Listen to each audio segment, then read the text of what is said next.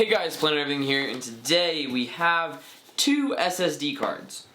So, why are there two SSD cards in my hand? Well, firstly, this one is 2 terabytes, and this one is 1 terabyte. They both have different read and write speeds. So this one is a G drive SSD.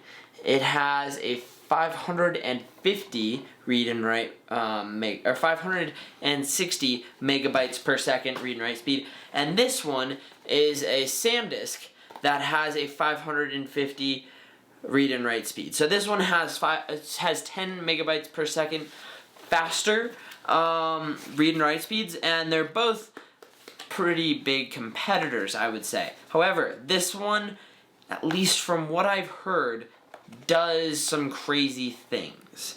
So this hard drive, I believe, I could be mistaken, there is a chance I'm wrong, but from what I've been led to believe, this hard drive is capable of being plugged into a camera and recording, and that is a pretty big deal, especially if it will work. If it doesn't work, it's actually not that big of a deal either way, because I can just edit with it, but it's really not a big deal either way. So here is the G drive. So you wouldn't think it, but this little guy can hold a full terabyte, and it's rugged.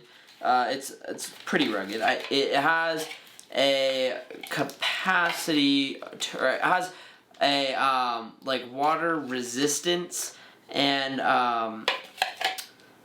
sand resistance. I believe they're both pretty rugged. It's definitely a little bit shockproof, but I honestly wouldn't test any of those durability things. However, it comes with 2 of these little cables. One is a USB-C to USB-C. One's a USB-C to USB Type B, or 2.0. So, for the purpose of this video, we're going to be using the USB-C to USB-C because I would like to see if it can be plugged in to the camera. That would be pretty nifty. We'll see if that works. But this is the first one. The second one is a 2 full terabyte, which is this is not something I went for the first time, but I did end up getting, so I actually have a second one of these. I have another Sandisk Extreme portable SSD, and I got another one because the other I kind of ended up dedicating to running Windows off of my computer, so I can like store all my video games and things on that other one. So this is going to be fully dedicated to video editing and photos and all that. And wow, they're so clean and nice when you get them. I need to write on this like in big white letters 2 terabytes instead of 1 to make sure I don't get the 2 confused.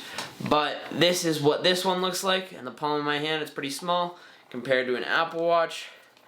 It's like actually probably an Apple Watch is like about a half the size, honestly, of one of these things. They're very small. Comparison size-wise between the two, they're about the same footprint. The one has a little bit less round of edges, so it kind of takes up a little bit more space. But on the thickness scale, the Sandisk definitely wins out pretty significantly, actually. Probably about this is probably about 1.5 the thickness of this one. But this one can read and write a lot faster. So we're going to see if this can work with the camera the way I hope it will. I don't really know if this is going to work because this is only 560 megabytes per second, and I have a CF Express card for this camera that's 1700 megabytes per second. So we'll see. We'll see if I can make this work. Chances are it's not. Okay, that might be true. You might actually be able to use this for those purposes, but not in my case. So, in the end, the G hard drive is smaller, faster, and this one is bigger and slightly slower.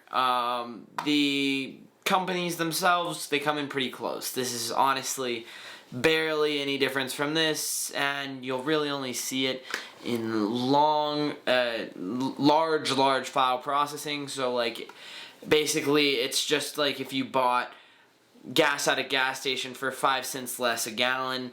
If you got it for 5 cents less, the more gas you get, the more money you save. Just like this one, the larger the file you save, the faster it's going to be compared to this one. So the larger files will probably be processed a lot faster in general than on the Sandisk with the G drive. But yeah, that's basically all there is to it. These are both SSDs. In the end, this is going to be likely my go-to because it is a Sandisk 2 terabytes, which is a necessity for anybody editing 8K RAW, 4K 120, any of those massive files. You really need a big hard drive like this. And if I'm on a day when I really need to get something done fast, I can use this one if it's a huge project, and I can get things in and out much quicker using this drive if they're really big files. If they're not, then I can just keep with this.